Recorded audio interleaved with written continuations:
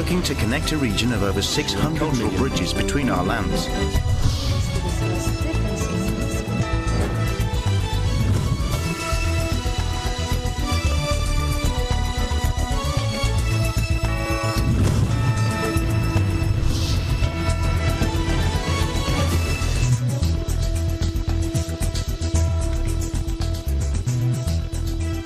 Good evening, I'm Alma Angeles, and you're watching ASEAN in Focus on tonight's headlines. As part of the government's mandate to safeguard the country's national maritime interests in the northern frontier, the Philippine Navy sent one of its most capable warships, the BRP Antonio Luna, to patrol the Philippine rise off the coast of Aurora Province. The Philippine Foreign Affairs Department said in a statement released that U.S. State Secretary Antony Blinken and Defense Chief Lloyd Austin will meet their Philippine counterparts next week. IMF Director Kristalina Georgieva says slowdown last year after the pandemic and the Russian invasion of Ukraine could persist for 5 years. A continued slowdown in almost all the world's advanced economies is expected to drag global growth below 3% this year. And authorities urge people in the northern Thai city of Chiang Mai to stay indoors and work from home as air pollution spiked to hazardous levels.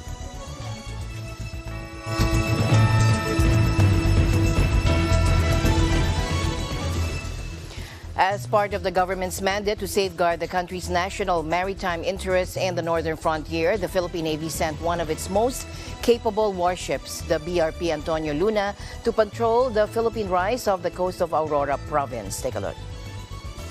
The BRP Antonio Luna, or FF-151, carried out maritime patrol to intensify naval presence in the Philippine rise. The 13 million hectare undersea volcanic ridge located east of Luzon. The region is part of the country's extended continental shelf, which is said to be abundant with natural resources such as minerals and gas.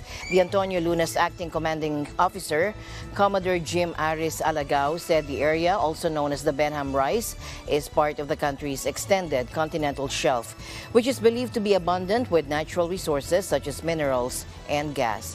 While the Philippine Rise is not disputed territory, its undersea reaches have attracted China. In 2017, a Chinese survey ship was spotted lingering in the area for 3 months. When confronted by Philippine maritime authorities, its crew claimed the ship was merely exercising its freedom to navigate. The Antonio Luna was commissioned on March 19, 2021. It joined the world's largest international maritime warfare exercise, the RIM, or the Pacific or RIMPAC. The Rim of the Pacific, or RIMPAC, in 2022, and was judged as the best gunnery ship, earning 3rd place in the Naval Surface Fire Support Rodeo.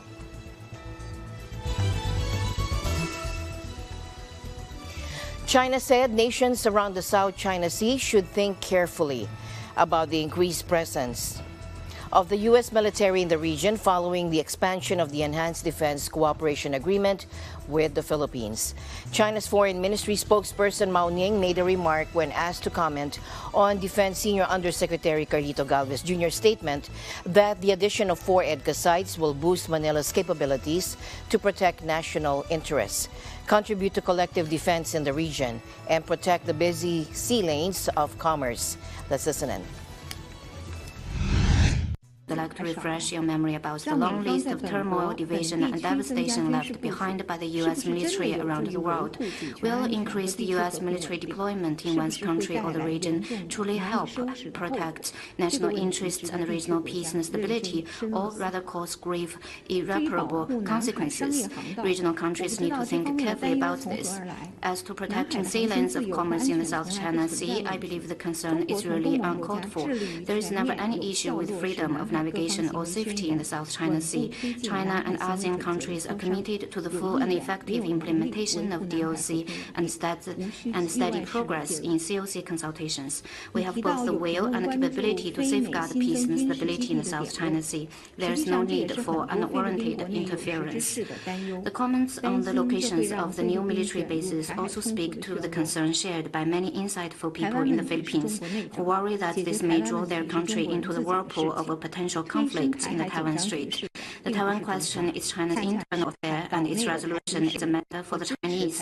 It is not the Chinese side that is heightening cross-strait tensions, but the Taiwan independence forces in Ireland and certain countries that support these forces. We hope regional countries could see clearly who is fueling tensions across the strait for what purpose and avoid hurting themselves by acting as a cat's paw. Now, Mr. Galvez said the 4 additional sites will help the country to fortify its defenses and respond more effectively during times of calamities, noting that the locations were considered due to previous history of natural disasters.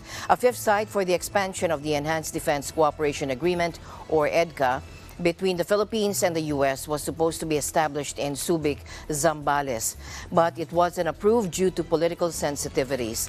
Galvez said the government doesn't want to send a wrong message to the public that it's planning to bring back American naval bases in Subic.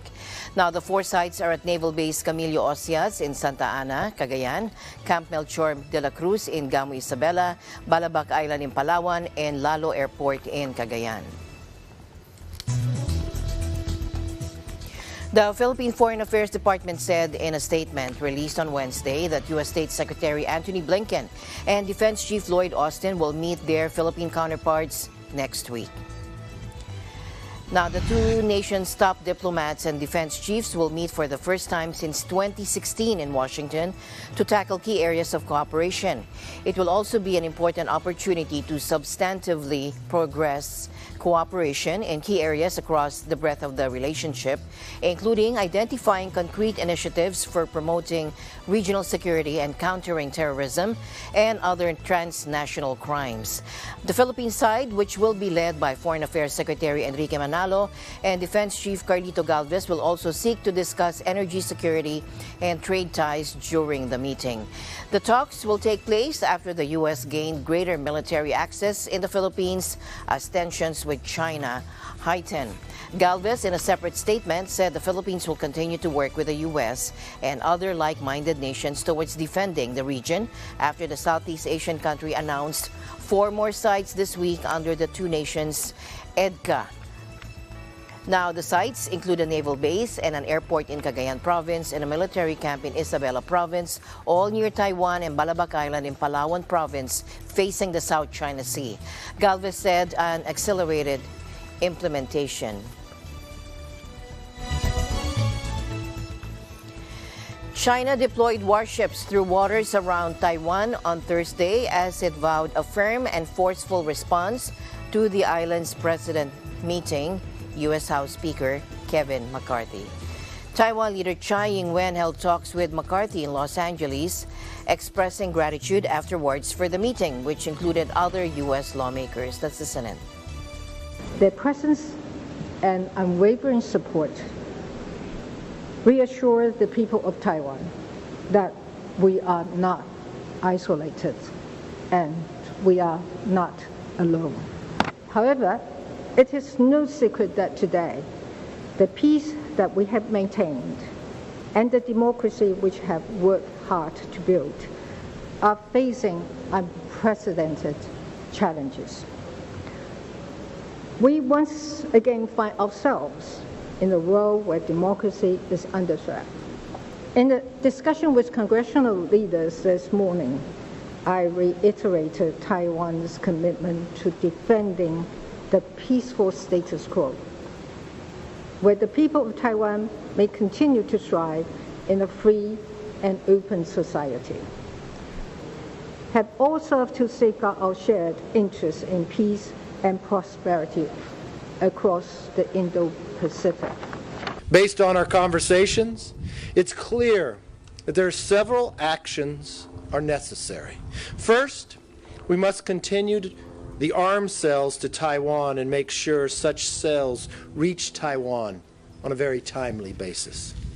Second, we must strengthen our economic cooperation, particularly with trade and technology. Third, we must continue to promote our shared values on the world stage. We live in a decisive moment in history and must act with urgency. Tension in the world are at this highest point since the end of the Cold War. Well, my first message to China, there's no need for retaliation. But the one thing I would say to China, too, at no time, I am the Speaker of the House. There's no place that China is going to tell me and where I can go or who I can speak to, whether you be foe or whether you be friend. I'm not the general manager of the Houston Rockets. 美台相互勾连，以过境为幌子，纵容台独分裂分子在美国从事政治活动，开展美台官方往来，提升美台实质关系。此举严重违反一个中国原则和中美3个联合公报的规定，严重损害中方主权和领土完整，向台独分裂势力发出了严重的错误信号。中方将采取坚决有力措施，坚定捍卫国家主权。 Now, China had repeatedly warned both sides that the meeting should not take place.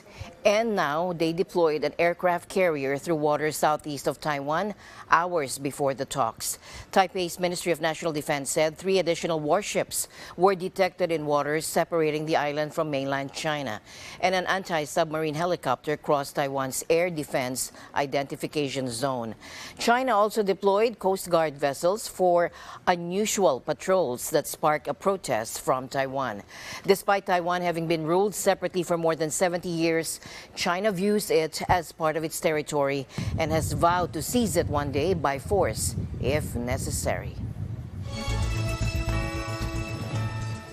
Meanwhile, residents of Taiwan have expressed mixed feelings about this week's meeting between President Tsai Ing-wen and House Speaker Kevin McCarthy. Tsai's visit to the U.S. sparked an angry response from China, and Beijing vowed a firm and forceful response before deploying a number of warships to waters around Taiwan. Let's listen in.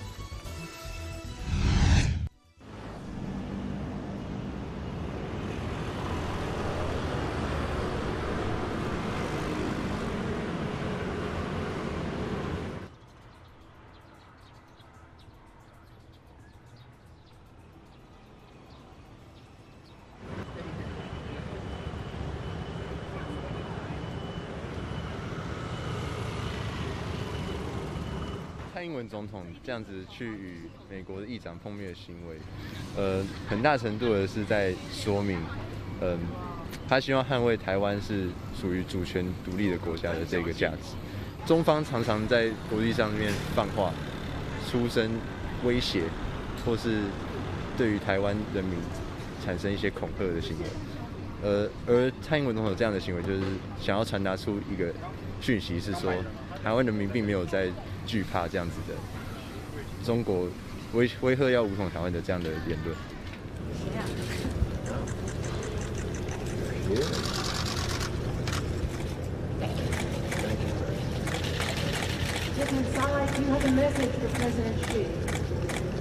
毫无意义，只是在报纸上可以写，这个蔡总统跟麦克锡见面了，那个有什么重大意义没有？他多销一点莱猪给我们吗？多销一点军火给我们吗？完全没有意义。我们不是希望他有战争啦，但是都是要和平解决，这对百姓来说是最好的办法。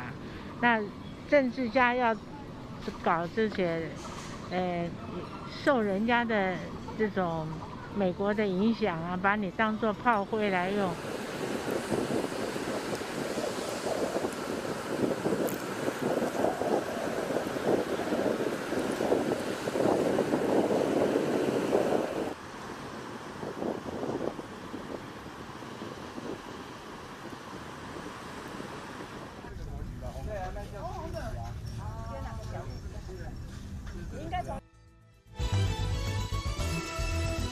Japan will begin offering aid to the militaries of like-minded countries under new rules announced Wednesday as Tokyo builds a more proactive defense strategy to address growing regional threats. The move is part of a broader shift in Japan, which last year unveiled a major security overhaul, including a pledge to raise defense spending to 2% of GDP by 2027, while labeling China its greatest strategic challenge ever. Still, Japan's post-war constitution limits its military to ostensibly defensive measures and equipment. And the new framework says military support will be restricted to areas not directly relating to any international conflict. Local media have reported that the Philippine Islands or that the Philippines and Malaysia are candidates. Kyodo News Agency said the Japanese government has designated 2 billion yen or $15 million for spending on aid for foreign militaries and foreign defense until March 2024. In tonight's other news, IMF Director Kristalina Georgieva said slowdown last year after the COVID pandemic and the Russian invasion of Ukraine could persist for 5 years. A continued slowdown in almost all the world's advanced economies is expected to drag global growth below 3% this year. That's ASEAN. Despite surprisingly resilient labor markets and strong consumer demand, despite the uplift in China, we expect the world economy to grow less than 3% this year. Central banks should continue to use interest rates to fight inflation, while using financial policies to ensure financial stability. This is the right course of action, so long as financial pressures remain limited. If that were to change, in other words, if financial pressures were to become more prominent, policymakers would face an even more complicated task with difficult trade-offs between their inflation and financial stability objectives, and more difficult balancing act of the use of their respectful tools. And this is why our message, and it would come loud and clear during the spring meetings, is going to be vigilant and be more agile than ever. We have done extensive research on the costs of fragmentation, and it is a very, very scary picture. Long-term costs of trade fragmentation could be as high as 7% of global GDP, roughly the equivalent of the combined output of Germany and Japan. If we add technological decoupling, then some countries would face losses up to 12% of GDP. And we just published a paper on fragmentation of capital flows, including foreign direct investments. They would be adding another hit on global growth. It's hard to put in one place the combined impact of all losses, but one thing we know for sure, they head in the wrong direction. Let me start with debt. About 15% of low-income countries are in debt distress, an additional 45% are near it. About a quarter of emerging market economies are at high risk, facing default-like borrowing costs. And this has raised a legitimate concern about the potential wave of debt restructuring cases and how to handle them at a time when current restructuring has proven to be difficult with costly delays. The IMF chief said turmoil in the global banking industry over the past month showed there were still dangers for central banks to overcome. However, she urged policymakers to continue using higher interest rates to tackle inflation while providing separate support for struggling banks. Despite highlighting the impact of higher central bank interest rates on economic activity around the world, Ms. Georgieva said an approach to stay the course in the fight against inflation was still required. Georgieva also urged policy and decision makers to focus on 3 matters to tackle this issue: boosting productivity and growth potential through structural reforms and by accelerating the digital revolution, improving the business environment, and boosting human capital and inclusion, stepping up green change to protect our planet and create new economic opportunities, and stepping up international cooperation to reduce the impact of economic fragmentation and geopolitical tensions, especially over Russia's invasion of Ukraine.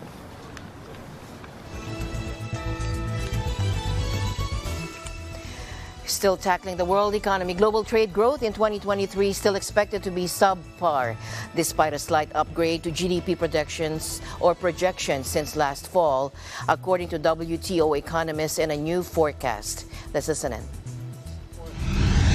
The outlook for the global economy has slightly improved since our last forecast, but the pace of trade expansion in 2023 is still expected to be subpar. So we are now projecting a merchandise trade volume growth of 1.7% in 2023. Goods trade was remarkably resilient for most of 2022, despite a very challenging macro environment.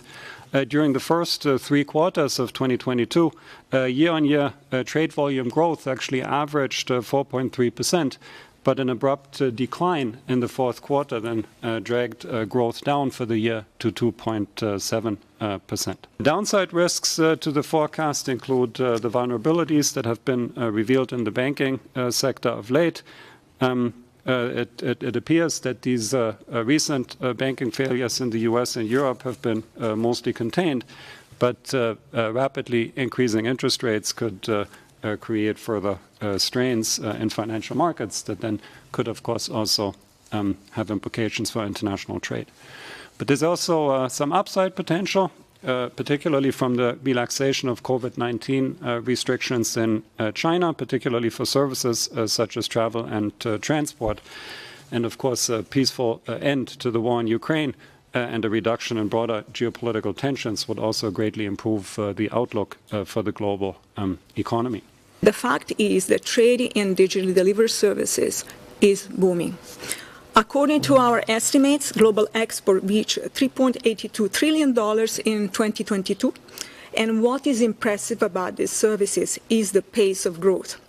An almost fourfold increase in value since 2005. Digitally delivered services accounted for 54% of global services trade. And what is more interesting is that they account for a fast-growing share of total trade, meaning goods and services together, which we estimated at 12% for 2022 from 8%. Just a decade ago. And this gives us a clear signal that the future of trade is services and it is digital. Global GDP is expected to return to more normal levels, and trade growth is expected to rebound in line with that. The rebound is slightly stronger, but that's just part of the nature of trade. Trade tends to be more volatile. So when world GDP increases, global GDP is expected to return to more normal levels, and trade growth is expected to rebound in line with that.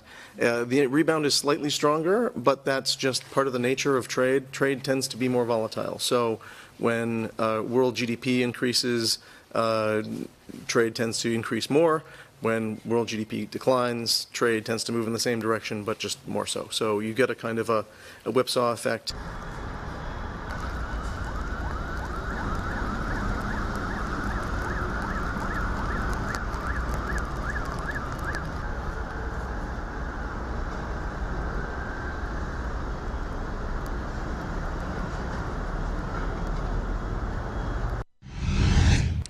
Meanwhile, in the country, the Office of the Bureau of Internal Revenue is urging the public to pay their annual income taxes ahead of the April 17 deadline. Per Revenue Memorandum Circular 32/2023, taxpayers may file their 2022 income tax return and pay the taxes due thereon in any authorized agent bank or BIR revenue collection officer nearest them without incurring penalties for wrong venue filing. Meanwhile, payment of taxes due for the electronically filed returns through the e-BIR forms can be made through any authorized agent banks, revenue collection officers in each revenue district offices, or through the different electronic payment or e-payment channels of the BIR. Meanwhile, authorities warn the public should refrain from using ghost receipts in their filings. CPA or certified public accountants involved in this practice may suffer both the revocation of their licenses and imprisonment.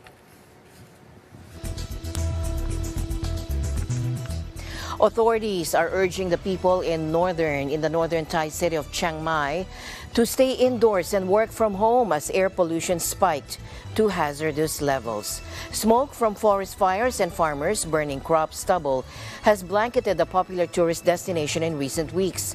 On Friday morning, the air monitoring website IQ Air ranked Chiang Mai as the most polluted major city in the world ahead of regular hotspots such as Delhi and Lahore. Levels of the most dangerous PM2.5 particles, so tiny they can enter the bloodstream, were more than 66 times the World Health Organization's annual guideline, according to IQ Air. Chiang Mai Provincial Governor Nirat Pongsitivarawan issued a statement urging people to stay indoors and work from home to protect themselves and reduce the health impact from the PM2.5 particles. Thailand has been choking on a spike in air pollution since the start of this year, caused in part by seasonal agricultural burning. Nearly 2 million people have needed hospital treatment for respiratory conditions. Finally, in our news, footwear enthusiasts converge in Singapore for the SneakerCon, one of the biggest sneaker shows in the world. Take a look. I want to confess, I'm a huge sneaker head, and I need to count the number of pairs of shoes I have.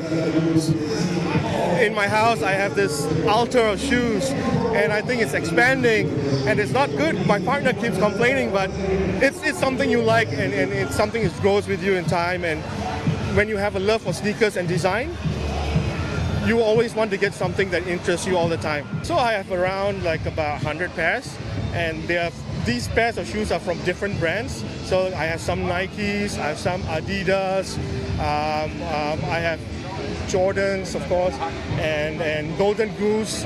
So these are some of the brands I go for because of their uniqueness, the creativity, which captures me. Yeah. I think after COVID, generally speaking, like a lot of people started to wear their sneakers as well.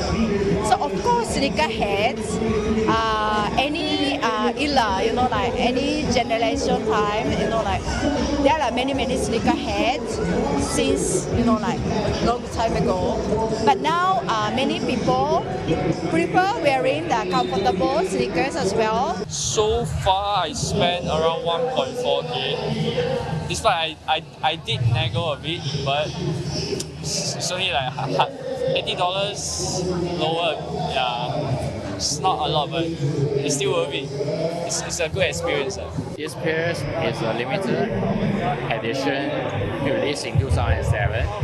Okay, and I'm aiming to sell around 11.5 thousand. Now, fans, as earlier shown, wave shoes in the air, scream for prices, while the two-day show meant serious business for collectors who brought rare sneakers to sell and trade. SneakerCon, aka the greatest sneaker show on earth, has been a place for sneakerheads and street-style enthusiasts to meet and gather since 2009. You can also buy, sell, or trade your footwear with other fellow sneakerheads from all around the world at the trading pit. This is also a spot for like-minded people to network and bond through their common love for sneakers. There were also insightful panel discussions as well as engagement with different key opinion leaders and personalities from the sneaker and street culture circle. The first ever SneakerCon SEA aims to attract sneaker lovers in Southeast Asia and act as a bridge between regional and global brands and designers. And that's it for tonight's broadcast. As my usual habit, I'd like to end the day on a positive note. Let's encourage and build each other up so that no one is left behind. And that's it for tonight's broadcast. I'm Alma Angeles. Stay in the news because we live in extraordinary times. Good night.